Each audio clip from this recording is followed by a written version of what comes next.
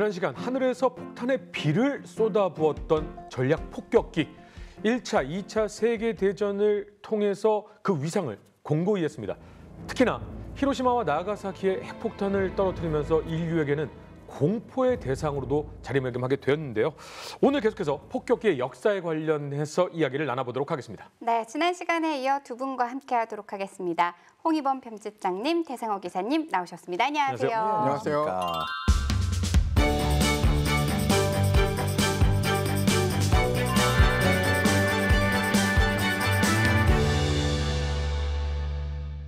지난 시간 폭격기 역사에 대해서 쭉 알아봤지만 냉전의 시대가 도래하면서 그 전략 폭격기 하면은 빼놓을 수 없는 게 핵이잖아요. 그렇죠. 정말 무시무시한 이야기를 안 할 수가 없습니다. 예, 고고도 중폭격기에서 원자폭탄을 투하해 적에게 상당한 타격을 입히는 그 모습을 실제로 시행을 한 미국은 물론이고 소련이나 다른 공산국가들에서도 경악을 하면서 지켜봤습니다. 그러면서 이제 그 사건 이후로는 무기 체계에 대한 개념이 바뀌어요. 우리 국가가 살아남을 수 있는지 없는지를 알 수 있는 척도같이 돼 버린 거죠. 그래서 핵을 어떻게 투사를 할 수 있느냐, 그 투발 수단이 또 중요해진 거예요. 1950년 초에는 사실상 제대로 된 투발 수단이 그렇게 많지 않았습니다. 즉 ICBM이 나오기 전까지는 전략 폭격기가 제일 중요한 투발 수단 중에 하나였다는 거죠. 그냥 ICBM은 지상에 고정돼 있어요. 그렇기 때문에 적에게 공격을 받을 수 있는 가능성이 있습니다. 그래서 언제나 날아다닐 수 있고 우리가 원하는 지점에서 폭격을 할 수 있는 전략 폭격기들은 입지가 줄어들지 않았어요. 앞서도 말씀드렸지만 전략 폭격기는 핵 투발 수단으로 아주 중요한 입지를 가지고 있습니다. 보통 핵을 투발할 때 우리가 핵 투발 삼축 체계라는 이야기를 많이 해요. 즉 지상에서 투발을 하느냐, 해상에서 투발을 하느냐, 아니면 공중에서 투발을 하느냐, 이겁니다. 즉 삼축 체계 중에 하나는 아직도 그때도 그랬고 지금까지 전략 폭격기가 담당을 하고 있다는 거죠.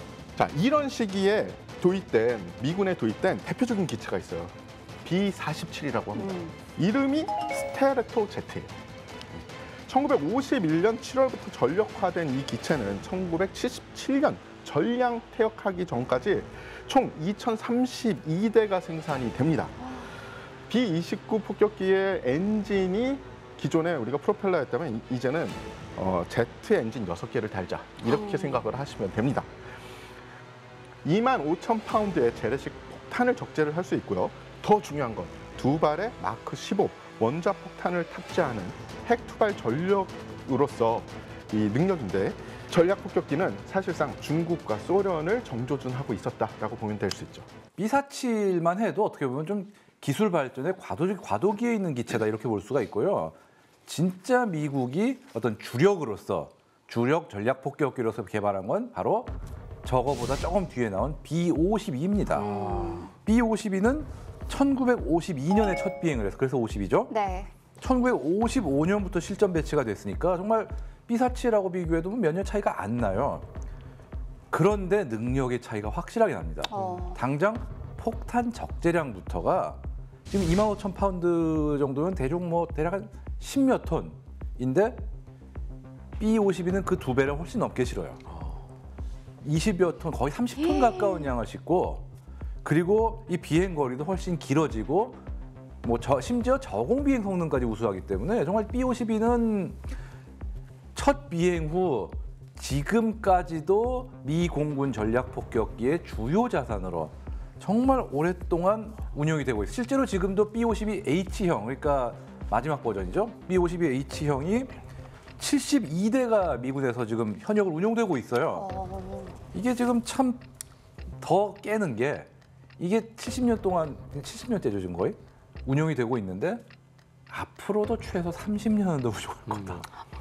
이미 지금 레이더와 엔진, 전자 장비들을 완전히 바꿔서 이제 B-52J라는 어떤 새로운 명칭을 부여받아서 운용이 될 그런 예정입니다. 이제 지금 흔히 하는 농담이 할아버지, 아들, 손자가 운영하는 폭격기 이런 얘기가 있었는데 이제 증손자까지 갈 그런 판이에요 지금. 근데 이 냉전 시대는 미국과 소련이 엄청난 군비 경쟁을 했던 시기잖아요. 근데 이때 당시에 미국이 개발하다가 포기한 폭격기가 있다라고 하던데 어떤 건가요? 예, 바로 XB-70 발키리입니다. 이거 약간 콩코드 닮았네요. 이게 닮을 수밖에 없는 게 저게 무시무시한 폭격기예요. 왜냐? 보통 비행기들은 음속을 넘기만 해도 이게 초음속이다 대단하게 그러는데 그리고 정말 빠르다는 것도 마하 2, 음속의 2배 정도만 날아도 엄청 빠르네 이러는데 저거는 마하 3을 넘는 초고속 기체일 뿐 아니라 더 무서운 게 있어요. 사실 대부분의 초음속 비행기들은 실제로 음속을 넘어서 비행하는 시간이 짧아요. 저거는 그냥 마하 3 넘어서 쭉 갑니다. 정말 어마어마한 속도를 자랑하는 그런 초고속 폭격기예요. 그러니까 미국에서 이륙을 한 다음에 소련까지 그 속도로 정말 몇 시간 만에 가서 핵폭탄 떨구고 싹 돌아오는. 그래요? 정말 어마어마한 괴물 폭격. 정말 인류 항공사의 정말 길이 남을 어마어마한 기체인데 랩터가 사실은 굉장히 오랫동안 그 빠른 속도를 유지할 수 있는 전투기라서 강력하다라고 그렇죠. 하는데 얘는 그것보다 더 빠르게 오랫동안 가요? 심지어 그게 1950년대 기술이에요. 그러니까 정말 이 시대 인류의 항공사의 발전이라는 건 정말 어마어마한 건데 근데 참 안타깝게도 네. 2대를 만들고 취소됩니다. 너무 비쌌나? 엄청 비싸기도 하고 거기에다가 하필 딱 그때 50년대, 60년대로 넘어가는 그 시기가 미사일 만능론이 제기되던 시절이에요. 뭐 지금 대륙간 탄도미사일 있지, SLBM 있지 이런데 폭격기가 저런 괴물 폭격기까지 필요하냐라는 어떤 그것 이론 때문에 돈이 너무 들고 가성비죠 결국은. 가성비 때문에 결국은 취소됐는데 미사일 만능론이 이제 대두가 됐다라고 하셨는데 그렇죠. 그럼 ICBM, 뭐 SLBM 뭐 이런 게 있잖아요. 우리나라도 SLBM에 이제 뭐 성공을 한 보유 국가가 됐는데 이런 게 대두된 이유가 있었겠죠? 그렇죠. 과연 우리가 폭격기를 그 돈 많이 드는 폭격기를 계속 유지를 해야 되나 이런 생각이 벌어지기 시작을 했어요. 언제부터냐 하면은 베트남 전쟁 그리고 4차 중동 전쟁 때부터입니다. SA-6라는 물건이 딱 모습을 보이자 이스라엘군은 정말 많은 압박을 받게 돼요. 왜 SA-6가 그렇게 대단한 물건이냐? 4차 중동전이 개전이 되고 7일 만에 이스라엘 공군이 100여 대 각종 전술기를 상실하면서 이스라엘뿐만 아니라 전 세계가 경악을 하게 돼요. 왜냐? 우리가 쓰는 거랑 같은 전투기인데? 그러면 저게 소련의 장비에 의해서 저렇게 쉽게 무력화돼? 큰일 났다. 라는 생각을 하게 되는 거죠.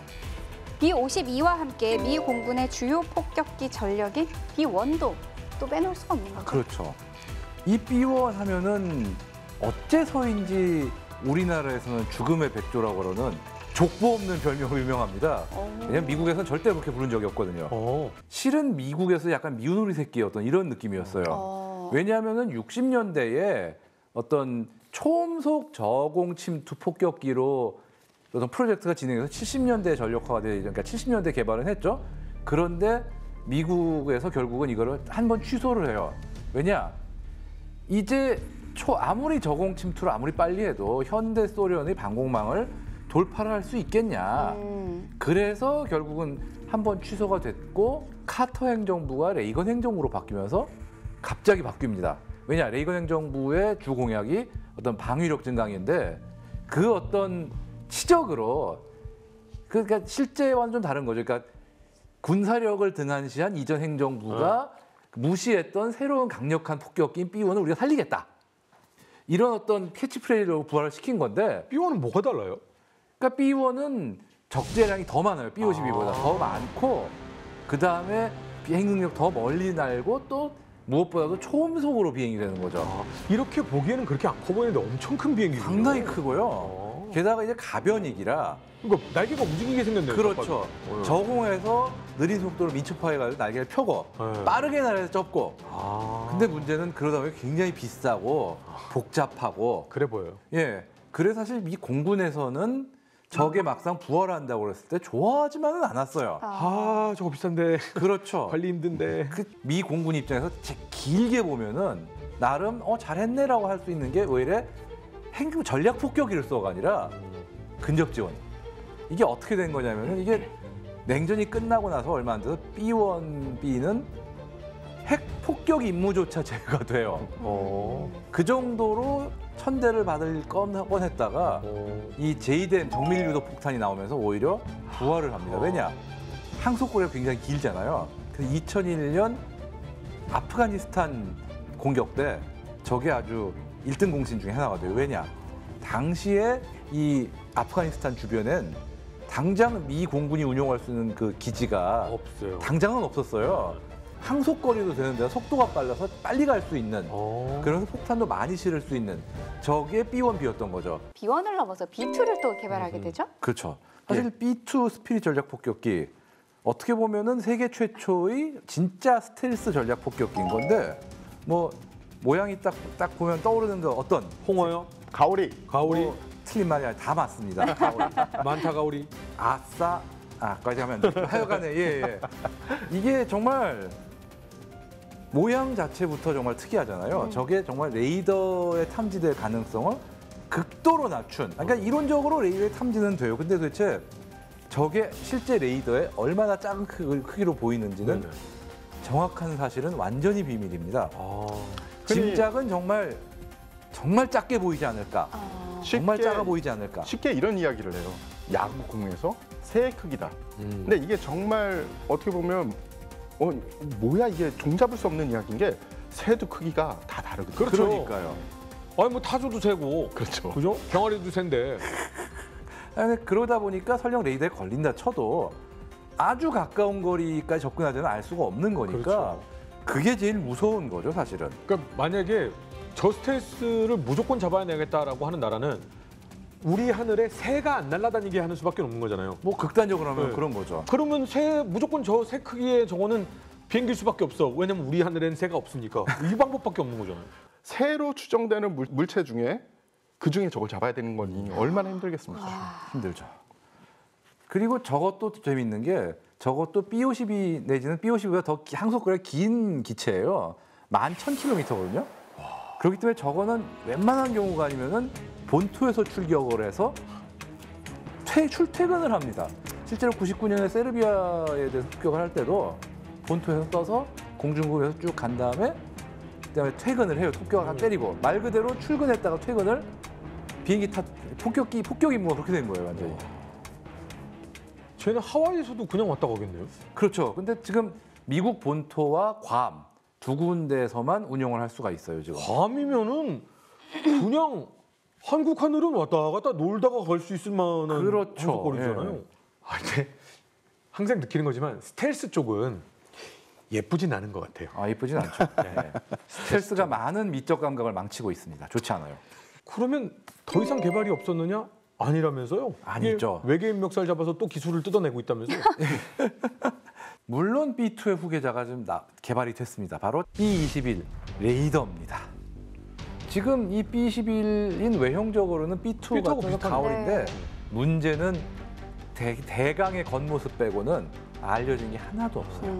근데 한 가지 확실한 거는 B2도 굉장히 레이더에 작게 잡힐 거라고 추측을 했는데 저건 더 작을 거다.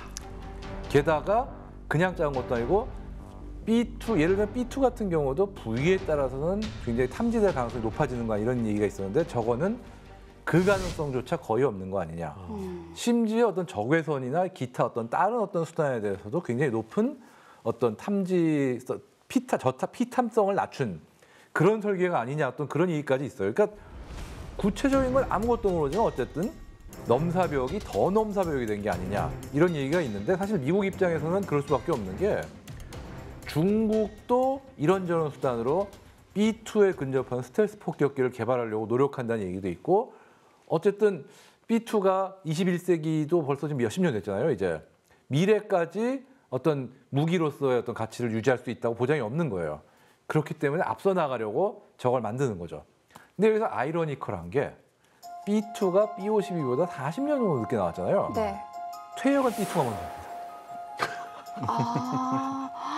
52는 진짜 끈질기네요. 정말 지독하게 살아남고 네, 있습니다. 앞으로도 예. 3, 40년 정도는 더 있을 거라면서요. 그렇죠. B1도 B52보다 일찍 퇴역합니다.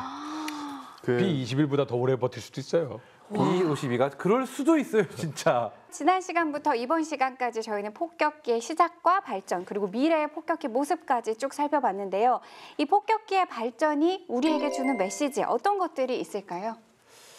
참 이 폭격기라는 게 사실 앞으로 계속 안 만들어졌으면 싶은 거지만 어쨌든 계속 만들 거예요. 그러나 하나 또 분명한 거는 현재 미국과 중국, 러시아 이 세 나라 말고는 전문화된 폭격기를 만들 나라는 없긴 해요.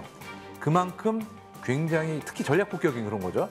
왜냐하면 전술 폭격기는 사실 굳이 만들 필요가 없는 게 왜냐하면 전투기도 10톤이 넘는 폭탄을 갖고 폭격을 할 수가 있는 시대예요. 그렇기 때문에 전술 폭격기라는 개념은 이미 사라졌다고 봐야 되지만 적국 대륙을 넘어서 폭격할 수 있는 전략 폭격기 이건 지금도 유효하고 심지어 우크라이나전에서도 러시아가 어떤 폭격기들을 이용해 순항미사일을 폭격을 하고 있는 그런 모습이 연출되고 있는 만큼 폭격기라는 장르는 좋든 싫든 앞으로 꾸준히 이어지지 않을까 그렇게 생각은 됩니다. 자, 전력 폭격기에 대해서 이야기를 쭉 들어봤는데요. 지금은 우리의 든든한 아군이 되어서 상대방의 도발을 억제하는 역할을 해주는 게 전력 폭격기가 아닐까라는 생각이 듭니다. 자, 그런데요. 저희 지금 오늘 방송을 보신 분들은 아마 느끼셨겠지만 윤지현 씨가 살이 엄청나게 쪘나? 아닙니다. 지금 아드님이 지금 부렁부렁 뱃속에서 지금 자라고 계시거든요. 네, 방송 중에도 발을 엄청 찼어요. 아, 그래요? 엄마 이거야. 지금 치고 나가. 폭격기 최고야. 자주국방! 자주국방. 폭격기. 엄마 우리가 지켜나가야 돼. 네, 제가 둘째를 또 임신을 했습니다. 감사하게도 모두의 배려 덕분에 안전하게 이렇게 방송을 할 수 있었고요. 잠시 출산을 위해 쉼을 가졌다가 건강하게 출산을 하고 다시 돌아오도록 하겠습니다. 그때까지 건강하시고요. 걱정 마세요. 저는 뉴스멘터리 전쟁과 사람의 B52와 같은 존재이기 때문에 길게 여러분들과 함께 하도록 하겠습니다. 여러분들 잊지 마시고 기다려주시길 부탁드리겠습니다. 그동안 감사했습니다. 그럼 다음 주에는 B21이 오는군요. 다음에 오시는 분도 많이 기대해 주시고 계속해서 뉴스멘터리 전쟁과 사람 많은 시청 부탁드리겠습니다. 몸조리 잘하시고 네. 건강한 출산 기대하도록 하겠습니다. 알겠습니다. 다음 시간에는요 조금 더 흥미로운 주제로 돌아오도록 하겠습니다. 시청해주신 여러분 감사합니다.